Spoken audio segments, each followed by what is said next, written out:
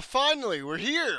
The last episode of The Last of Us. Finally, episode 9, the end. This is the final episode. We made it. We did it.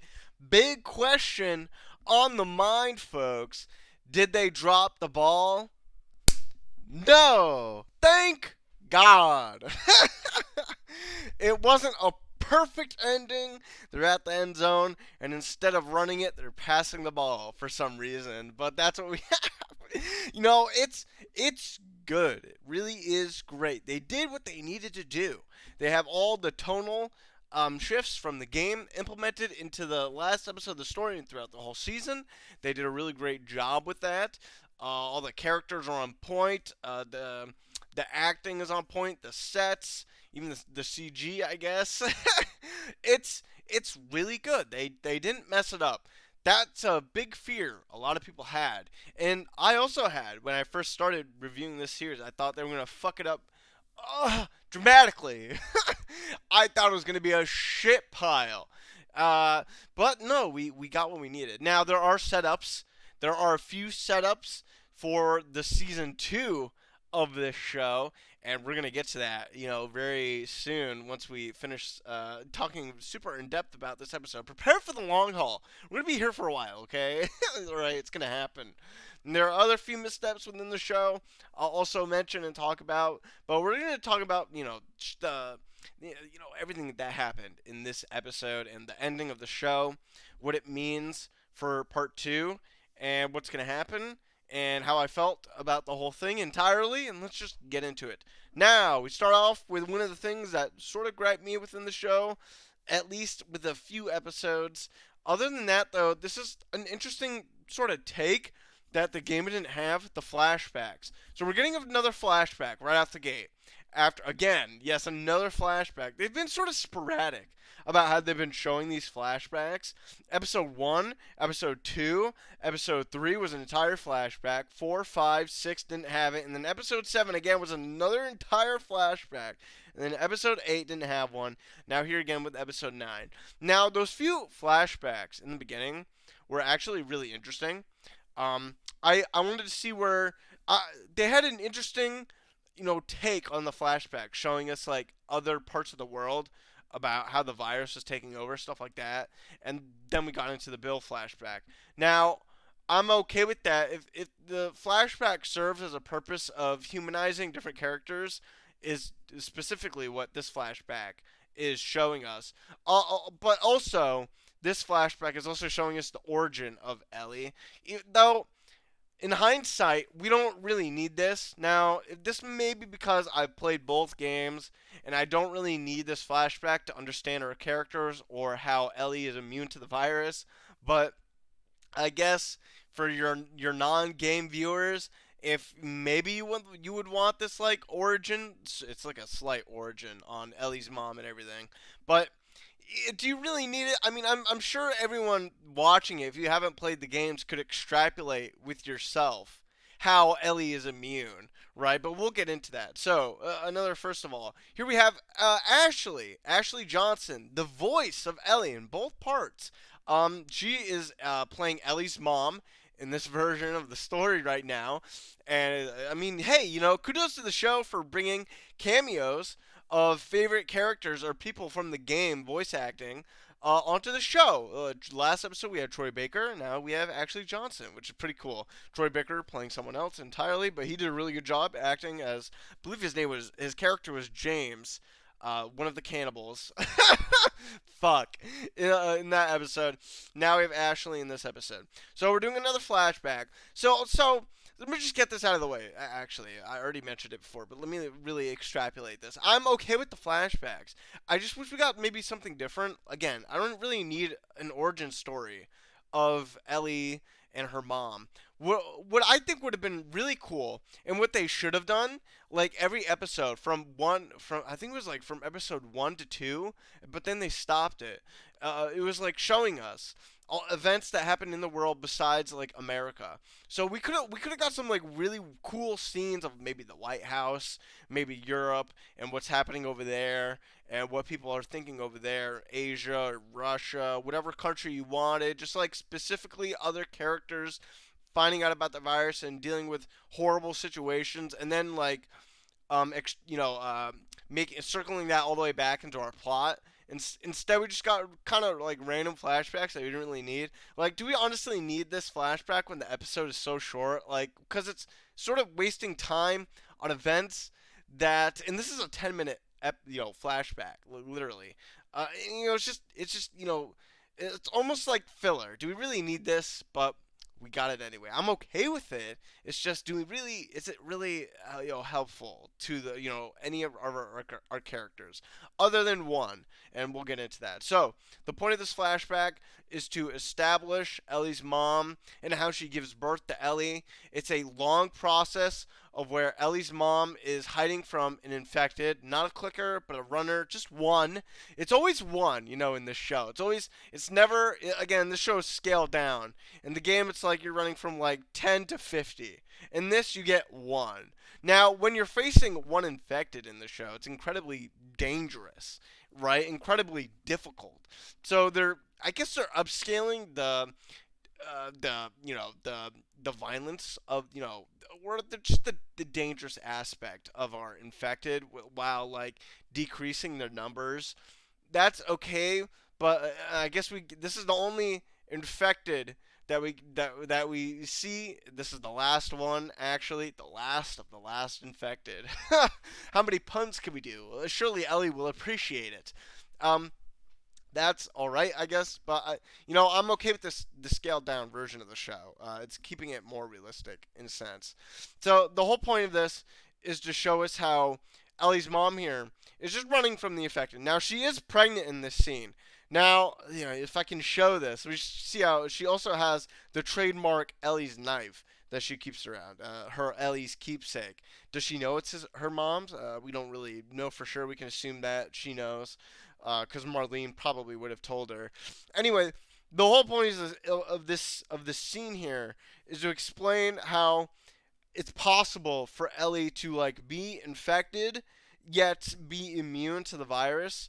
That she's not completely immune because the virus attacks her. You would assume that because Ellie's immune in this way, that no infected would be able to like see her or smell her or whatever the infected do or attack her in any way, but they do, even though she's like a weird mutation, right? So Ellie's mom here gets attacked while she's pregnant. Obviously, this is very ferocious and very hard to deal with, this infecting and attacking her. Good for her, though. Unfortunately, while being attacked right there, that scene right there is the impetus of being bit. Let's just get that scene where it goes for her leg. So right here, this scene, she's crouching down, aiming for her leg. Ellie's mom really trying to just get it off her. Good for her. She gets it. In unimaginable pain. While this happens, while she was being bit, we can assume that she just immediately gave birth. Like, and didn't feel it. Because the baby, bam! Hold on. Bam! Plopped right out of her. There, hey, Ellie! Hey, long time no see, girl. So in that ruckus, while being attacked, she just like gives birth and doesn't even notice. Now, this is quite unfortunate for her. She very soon realizes she's got bit. She gets rid of the cord, hoping that her baby doesn't get infected. She now lots of time has passed, so it's stated that Ellie's mom is part of the Fireflies. Fireflies is a group, so this is like maybe 14 years in the past. Before the events that are leading into the present, so it's a long time. So it seems that the Fireflies have been. Maybe this is the start of the Fireflies. It's not really explained, but they've been in some kind of operation for a long time, trying to take down Fedra and doing all the things that Fireflies do, like kill people and steal things and whatever they need to stop the fascists. So in the house that they were at, it was supposedly there was supposed to be more Fireflies there, but specifically Marlene and her group of friends. So they were out doing some sort of business. They come back. They see that a uh, something's off, right? So a clicker got in, they broke through the window.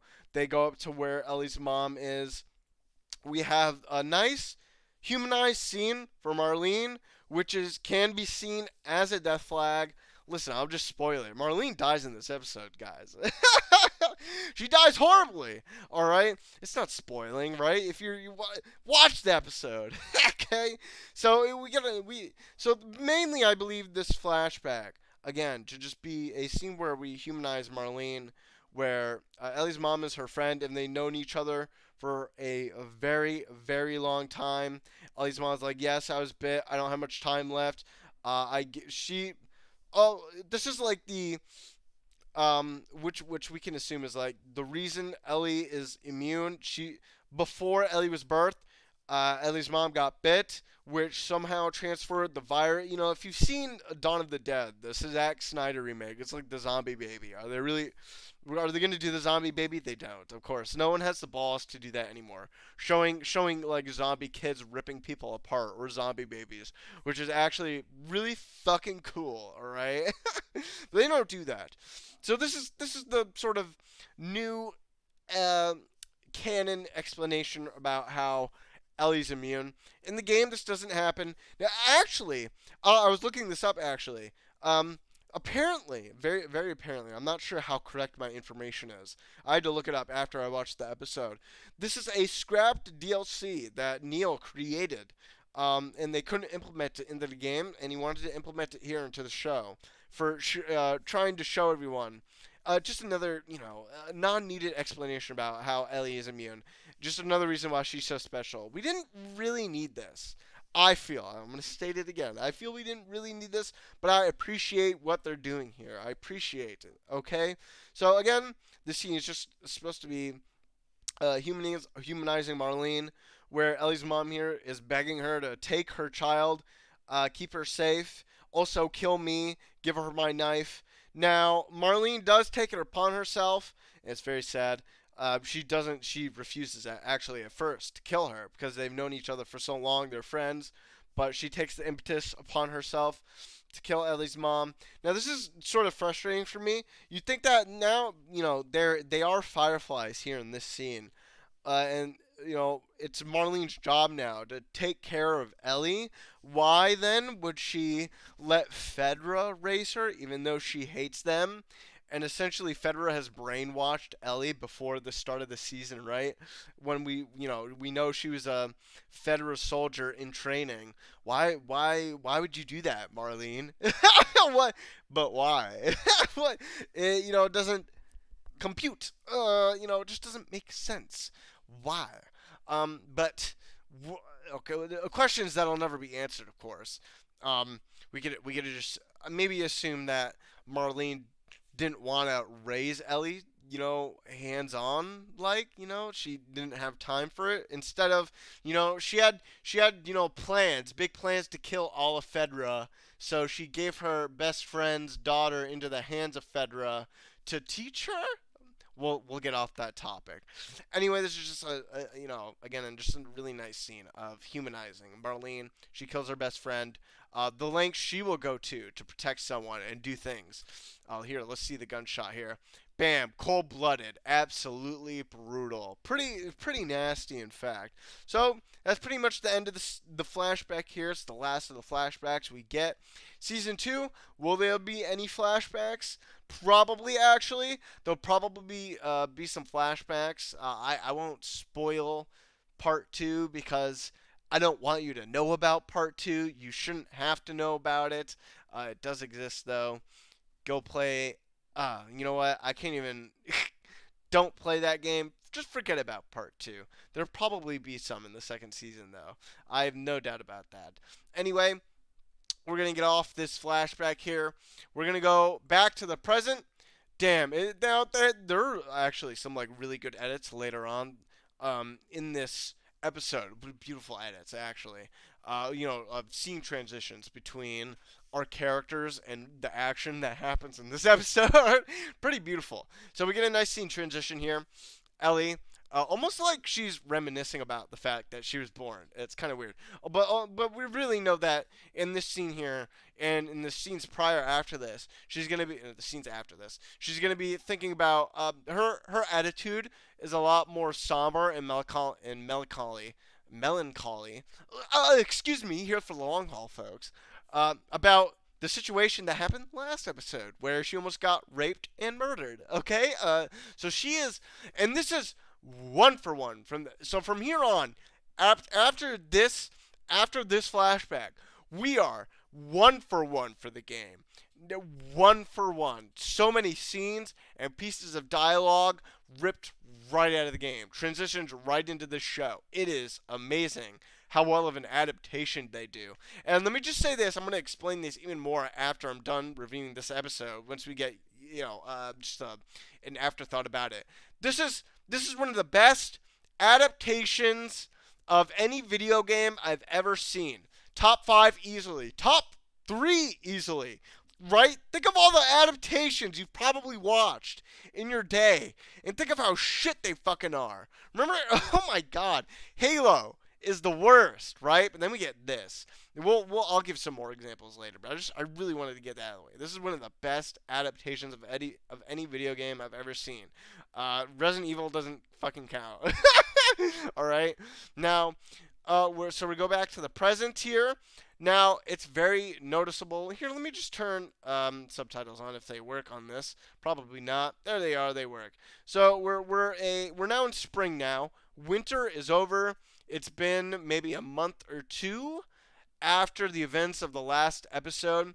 Joel and Ellie have bonded significantly after all the shit they've been through, all the things that Joel has done to protect Ellie, all the things that Ellie has done to protect Joel. They are family now. Ellie is Joel's daughter at this point. He is out for her, numero uno. There's lots of dialogue explaining this in the scenes, especially when we get like later how they feel with each other. But it's very noticeable in these scenes how Joel understands that Ellie is down in the dumps after what's happened. She's still not really, even though it's been some time, she's still not really over what happened in the last episode after almost getting raped by David. But Joel takes like significant efforts to be more upbeat and trying to cheer her up. Ellie she is not herself really, and for the most part, really the whole episode, the entirety of it until when they get nabbed by the Fireflies. She's very somber, she's not into it, right? Joel takes the time to try and cheer her up with Boggle, or we got these things, but they're gonna be on their way. They take long stretches of time and talking to each other. Again, Joel is really trying to cheer her up. There's talk about the guitar. I believe the guitar was actually mentioned before this point in the game, and Joel was like, "Yeah, I'll teach you." No. I'm getting that wrong. It is this part in the game where Joel's like, "Yeah, hey, I found this guitar. It's kind of broken. Let me teach you how that sounds." She's like, "Yeah, sounds kind of cool." But there's almost in a tone that's non-interested in really anything. She's still very heavily thinking about all the things that have happened on their journey. They're really preparing for the things to come later. But they are at their destination. They're thinking about, they're really trying to, right now they're trying to get their bearings. This is, again, one for one for the game. Oh, the scenery is slightly different until they get on the roof. But essentially, this is the first ladder we've seen. In the game, there are multiple points in the game where, they haven't really shown it in the show, where there's just ladders everywhere. They're almost like obstacles, like right here. Just ladders everywhere where you got to get up into high places, and you're always pushing Ellie on top of your shoulders, telling her to put it down, and you got to climb up it to get to a new area. Constantly. It's constantly in the game everywhere. So this is the first instance they actually implemented it. Now, they didn't implement bricks or bottles or shivs, but, it only took the last episode for them to do this, right? This is one of the other main issues of the series, I think, keeping it from being better than the game. The fact that there's a lot, and I've mentioned this before. There's a lot less like downtime for Joel and Ellie to like really talk to each other. Now there are some few scenes that accomplish that fact. They scale it down. They do what they need to. But again, I would like there to be more. So anyway, Ellie's gonna bring this ladder down for Joel. She goes away. She's like, "Wait, hold on, I saw something," and we finally get it. The giraffes. Here it is, big CGI giraffe. It's like both practical and CGI. I think I was reading about it. This is nice. So Ellie does like giraffes. There's actually a giraffe cameo. Not a cameo, it's like a stuffed animal giraffe. And I believe the second episode, there's like one little scene where they pan the camera to, I believe it was like the highway under a car, and there was a little stuffed toy giraffe, and it was really, it was like a nice mention for the fans, right? We all like giraffes. Now, if only there were some zebras down here, my zebra bros, are you out there? Zebra-based zebras, killing zebras. Can we do some of that too? Zebra meat. Oh no, if only you knew people who played the second game. Oh my god. So there's just another nice scene where hey, we're gonna like feed this giraffe, and Ellie cheers up a bit. By the way, Bella Ramsey's acting this episode beautiful. I'm really coming around to her acting. I came around it last episode, but she nails it again in this one as well. Really supplanting the fact that she is worthy of playing this character. I know a lot of people. I said it last episode. I'm gonna say it again. I said the last review. I'm gonna do it again. She has proven herself as a competent actor for this role. Ella did a fantastic job with the scene she was given and the role she was given. And, the story was right there for her anyway. She already had the blueprint. She just had to put it into practice, and she did. Same with Pedro. Much more than I can say than all of his other adventures. I'm talking about The Mandalorian, alright? Okay? This is much better than that. So beautiful job by all our actors, not just our main characters too, everybody. All of our actors in the show have been incredibly strong and proficient in their craft and what they were doing and what they were trying to do. Very beautiful in a lot of points, actually. Just, really great. Spot on. Very spot on. So, Ellie gets a little cheered up by this giraffe. Joel and Ellie have a conversation. Joel, and this is ripped right out from the game, by the way, just all these scenes. One for one. It's amazing how they did it. Why can't other game adaptations do this? Just rip it right from the game. You have the blueprint. Do what they did in the show. You can change some things. The show did it, but they still kept the underlying themes and the messages and our characters intact. That's all you have to do. You don't have to fuck it up so much. They did it right the way they did it here. And we get another scene really supplanting the fact that our characters are bonded together. Joel explaining, like, listen, we don't have to do this. If things don't turn out the way it seems, and this is also sort of foreshadowing to the events that happen later in this episode. Horrible events. But they talk. Joel's like, if things don't turn out the way they seem, we can just go home. We don't have to go this far to do this. Ellie really like understanding of Joel, but she wants to, see what's there. And she really wants, after all they've been through, like, we kind of have to do this now. We're here at the finish line. We can't just stop, Joel essentially just wants to protect Ellie. He's also wary of losing her in this respect, as he should be. Ellie, again, also, we know that she's afraid of being alone. And she doesn't want to leave Joel either, but she still wants to figure out what's happening with her, figure out what's happening with the Fireflies, see what's gonna go down. So they're gonna all right, we're doing this. We're gonna go, and that's basically this scene, all ripped from the game, by the way. This scene is also ripped from the game, by the way. All the sets ripped straight out of the game. The sets and the backgrounds, what they used, ripped right out of the game. They all look fantastic, by the way. Everything looks the same. The apocalyptic world that we live in, all the vines and the ruined cars, and everything just looks gritty. Everything looks overgrown. Everything looks it's nothing looks maintained. It's all dirty. very dirty. But it looks amazing the way they do it. I'm really glad they went all out with the sets. Absolutely brilliant. So before they get nabbed by the Fireflies here, they have more talk about. They actually talk about Sarah in respects of this episode. This is also showing how Joel is opened up to Ellie in respect to like all they've been through. He's more open about talking about his daughter, while previously that was a very sore spot for him to do. Like he wouldn't want to do that. But now he sees Ellie as his daughter, so he owes it to her to be more forthcoming. Ellie herself is more forthcoming with Joel. Actually, she talks. Well, okay, this is later. Actually, this is not in this scene, but we'll get to that. So they talk about Sarah for a little bit. Um, they talk about puns. They're just really connecting, trying to find the fireflies. Really, really, really nice dialogue. It all happens in the game too. In the game, they talk about Sarah. My God, I can't stress enough how well they're doing. They're acting and the sets and just the adaptation, pulling right from the game, one for one. It's all brilliant. They're doing it so well. They didn't fuck it up. I'm so glad they didn't fuck it up. So while continuing on their journey, trying to find the fireflies, they talk about the puns, they talk about the apocalypse. Well, unfortunately, see if we can get it here. Bam! Fireflies, bam! They just sort of attack them without knowing who they are, even though they probably should know who they are. They're just knocking them out.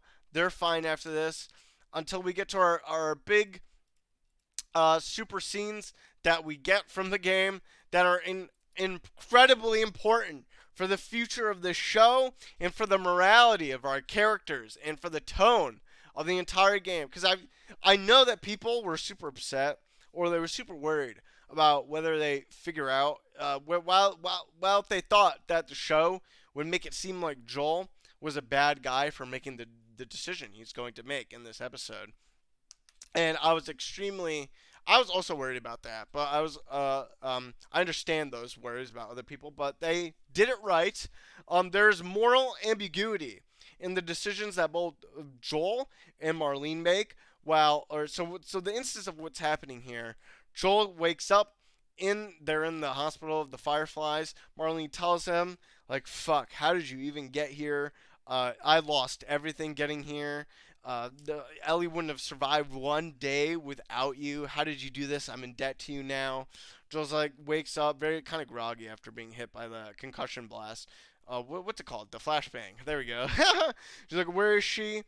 She's not hurt. She's fine. She's being prepped for surgery. Joel's like, I'm sorry. What?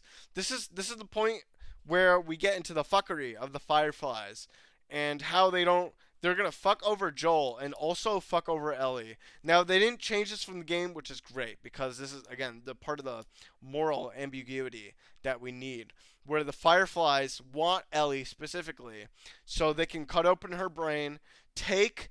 Even though this is like the most drastic measure, like why would you open her brain instead of testing her blood even a little bit? Seeing if you can make a vaccine out of that before trying to get to the cordyceps, because the cordyceps are like running through her blood as well. I don't know, it's strange. Anyway, so they're gonna open up her brain, get the cordyceps, trying to make a vaccine out of that. Joel's like, we gotta open the brain to do that. Yes, she's like, yeah, we do. We're gonna end up killing her. Joel is extremely upset about this. Now, this is the part where this is really good because they explain that the Fireflies did not give Ellie a choice. Without her consent, they basically knocked her out and are prepping her for surgery, thinking that they also mention the doctor very specifically. They have a specific line. It's literally right here as I'm saying it. Multiply the cells in the lab. We have a doctor that's going to remove the cordyceps from her brain. It's why she's immune. We're going to remove it from her. This doctor thinks he can make the cure. It's going to save everyone. Even though the Fireflies are fascistic in their own sense, are they really going to give this cure to everybody on Earth? Everybody in America? Can they do that? Can they mass produce this vaccine for who knows how many millions of people that are still alive on the planet, right? So they again, they do a really good job. So as Joel gets upset, realizing that Ellie is gonna die, he's like, oh, let me see here. Marlene and her friends are like, no. Understand here, Joel. We're gonna do this. This is where Marlene fucks with Joel. After everything he's done, after everything he's brought her here, they're not gonna save her. They're gonna kill her essentially, just to make this cure, and they're gonna fuck over Joel at the same time by not giving him all the things he needs. They're gonna basically they send him off with his pack and Ellie's knife, and that's it. And if he makes a move, they're gonna kill him literally. So this is exactly like the game. They did a good job by not changing this. I know a lot of people were worried that they were gonna make Joel seem like the bad guy, but there's the endless debates. It's gonna start up again, right? There were endless debates back when the first game came out in like 2010 or whatever, if Joel's decision was correct. I believe it was correct. The Fireflies pushed him, and they did some bad things to Joel, and they fucked with him and his daughter. So he has, I believe I'm in with Joel right now. They're fucking with his daughter. He's the father. He's going in to kill all these people, essentially. That's what he's doing. Um, that's where we're gonna go from here. Joel gets escorted out of the building. Good for him that he just immediately plows through the guys he needs to plow through. It's a nice scene. And it's literally, again, another. Well, they weren't on the stairways in the game, they were somewhere else. But essentially, it's the same way. Joel gets past the gun, firing at him, and just blasts these guys mercilessly. Now we get this is merciless Joel, right? This is the things that Tommy would have been upset about, seeing Joel be so merciless and cold-blooded, doing the things that he would do in order to survive, which is basically kill anyone in his way, and with no mercy, brutality at its highest function. Now we get a nice, it's almost like a musical, it's like a montage sort of a scene where Joel's just barreling down all these fireflies effortlessly. Now, when you're playing the game in the scene, it's not effortless, right? It's extremely hard, this section of the game, this last session, where we go into trying to save Ellie. But in here, it's like, it's very fast paced, but the music incorporated in the musical score incorporated into this like sort of montage scene where Joel's just fucking up everybody. It's pretty good. It's pretty fucking amazing.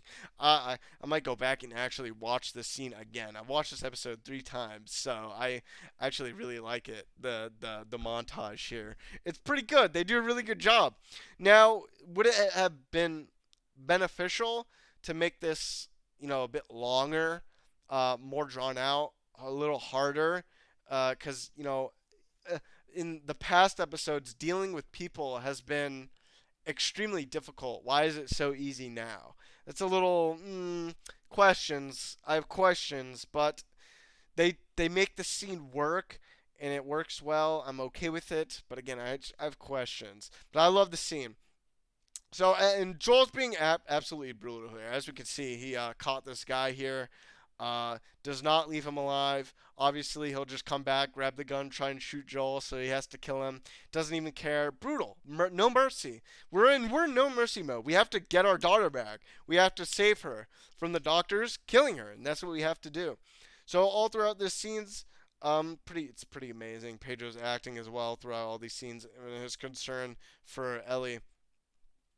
We get to the doctors where they're working on Ellie. Finally, he made it all the way to the 6th floor up here, where they get some nice scenes here. Now we find our titular characters, Ellie, just about to be operated on. While Joel comes in, he's like, unlock her.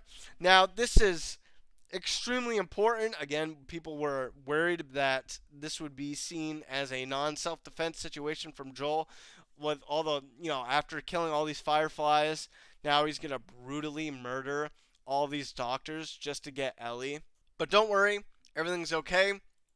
Joel comes in, he's like, unlock her right now, do that. This is our main doctor. Our main doctor. Who is this guy? Who is this guy here? Is he important? Is he important for The Last of Us 2? Now, when you're playing the first game, there was no impetus on these doctors here being important because they didn't think they were actually going to have a second game all those years ago, back in like 2010. So that now, with the knowledge that, it's meta knowledge that I have now, knowing what this doctor actually represents, it pains me. But we're not dealing with that right now. We're just sort of setting it up here very subtly. And this is the main point of this scene here. The doctor grabs a weapon, extremely important. The doctor's refusing to unhook Ellie, so Joel takes it upon himself to kill him. And you can see there in that scene, the doctor actually closes in on Joel very slowly while he grabs the scalpel. He moves in on him. You see right there? See, he got moved closer. Bam! Joel took care of him. Now he's like, okay, unhook her. In the game, you have to kill that doctor. It's mandatory in order for you to save Ellie. These doctors are a optional choice of murder. Just kill the cute nurses. Why not? It's fine. Just kill them. Whatever. People, it's optional, all right? It's optional. So Joel doesn't do that. They unhook. But now, see, he doesn't do it because they listen to her. They unhook Ellie. It's like, okay, now we get a nice scene transition where he just after he's killed all the fireflies on the floor. So now he just leaves with Ellie. And now we get a nice shot here of our main doctor's brains blown out on the floor. Let's hope I don't get fucking demonetized for this. Well, it doesn't matter. I'm not monetized anyway. I'm gonna get banned. We just get a nice scene transition. So again, just saying it now, the doctor is important for later, season 2, where, maybe that doctor has a child who looks like a guy, but isn't. And also hates zebras. We hate them. We hate zebras. Oh, man. Here's our scene transition. We're just there at the elevator. Joel's carrying Ellie down to where he was supposed to go to find his car. And Ellie's done his job. But unfortunately, Marlene is there waiting for him. Now we get our death flags for Marlene. Marlene trying to appeal to Joel's humanity, quote unquote, saying you can't save her. Eventually she's going to die. She'll get ripped apart by clickers or whatever the fuck. And there's nothing you can do. But if you give her to me now, you can still be saved, Joel. She's trying to bargain with him, essentially, even though if Joel did give up Ellie, Marlene would most likely just kill him because Joel's a massive threat. Why wouldn't she? There's a beautiful scene between these two where Joel really thinking about it, like, and they talk about, what would Ellie want, and Ellie's like, it's not for you to decide. Marlene's like, it's not for you either. But, we didn't actually let Ellie decide, especially you, Marlene, because you knocked her out before she could decide. So, non-consensual, parental enforcement upon the child of Ellie, right? It's a messed up situation that they're in, where they have this, and it's not exactly clear. They think that they can make the cure. It's definitely ambiguous whether or not they could, right? Will it work? Will it not work? Is it right to, the needs of the many outweigh the needs of the few? Whatever way, again, the debates are endless. Which I'm not gonna. I already did already. I'm on Joel's side, of course. But whatever you choose, I'm sure you could logically think it out, make your point, and it's I'm fine with it. It doesn't matter. It does matter for the grand scheme of the game. Well, for what we know for season 2, but for the last episode, it's made to be like this. The show wants you to think about it, because there's no right, there's no wrong or right decision, right? Yeah, they pinned it down to father protects daughter at this point, and this is the way we're going. So Marlene trying to appeal to Joel, puts her guns down.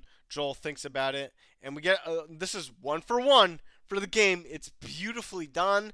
Again, this is the exact set too, by the way. They're like in the tunnels or whatever they are, the parking lot, and we just get a nice scene transition after this, where Joel looks to Ellie and looks back at Marlene. Bam, back of the road. What happened, boys? What could have possibly happened? Joel has the car driving away. And look who's in the back of the car. It's Ellie. Oh no. And she's waking up. Oh, it's beautiful, boys. What could have possibly happened? Who knows? We're going to find out really soon.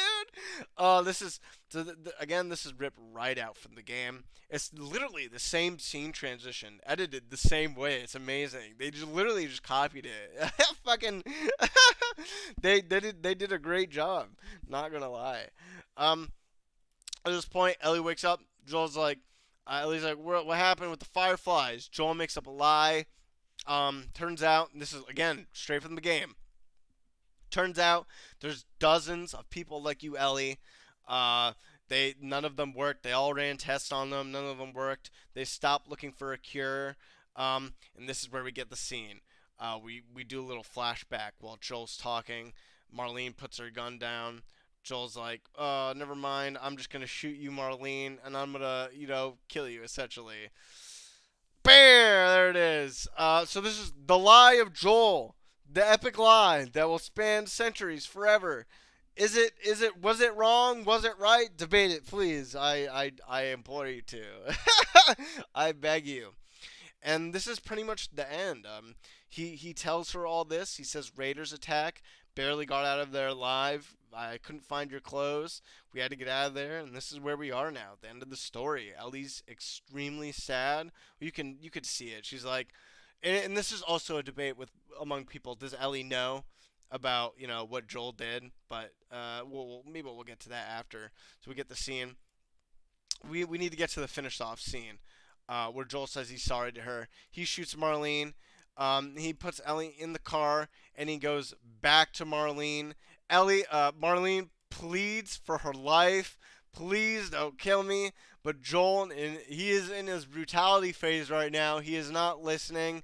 I can't spare you because if I do, you just come back after us. And brutally just kills her. Bam, right through the head. Cut to black. Cut to black. Fucking beautiful. Absolutely. 10 out of 10. Not actually. But, very good. So, they're, after driving for who knows how long, a couple miles at least. Well, probably more than that. They probably had a full tank of gas. So, however many miles that car holds. They're going back to Jackson, where Tommy's place is. And they're going to have a nice little hike. It's been a few days probably. They're almost there. And this is again ripped right from the game where they're walking to Jackson. And they have their little talks talking about Sarah. Talking about how Sarah would have liked Ellie and how they would have been huge friends.